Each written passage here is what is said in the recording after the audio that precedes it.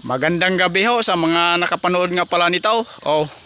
Tayo ay nagtabas-tabas ngayon. Gawa ng madamo na hong gilid ng bahay natin. Medyo malamok na ho. Tsaka ho, maulan na ho. Mabilis kumapal ang damo. Kaya ngayon tayo ay sinipag magtabas-tabas. Kailangan na hong tabasan yung mga tanim-tanim natin. Yung gabi at saka kamote. Kaya aring saging. Yung saba ko malapit na mapakinabangan. Malago na kunting panahon na lang tayo makakain na ng nilaga.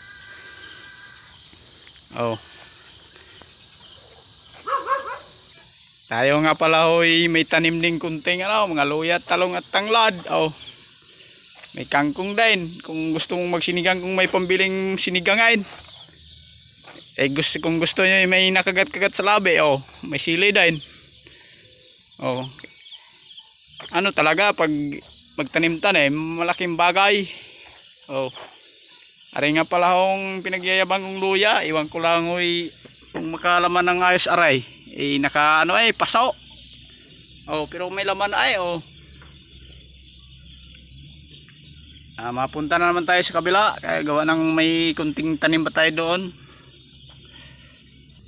Hanggang dito nga pala ang tinabas-tabasan natin mga aray.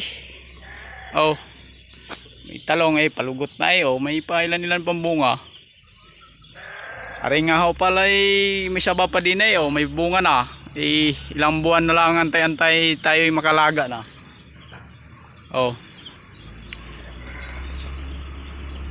Kahirap naman ho pag hindi nagtabas-tabas talagang malamok. Tag-ulan na mabilis kumapal ang damo. Ari turdan malapit na rin gabi, saka saging. Meron pa nga akong kabag na maliit nasa dahon kung kita nyo.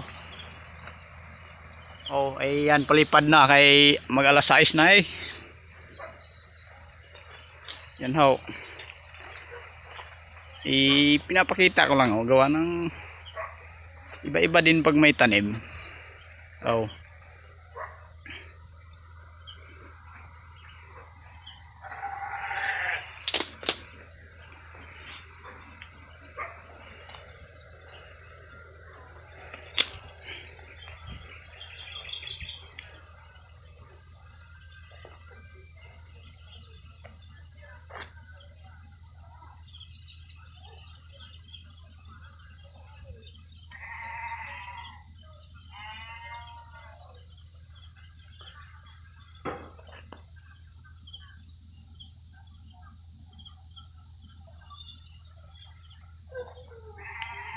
Maraming salamat ho. Hanggang dito na lang ang video natin. Gawa ng padilim na Kung sino mang nakapanood nito, sana natuwa kayo o hindi. Salamat rin. Sige ho, hanggang dito na lang ang video natin.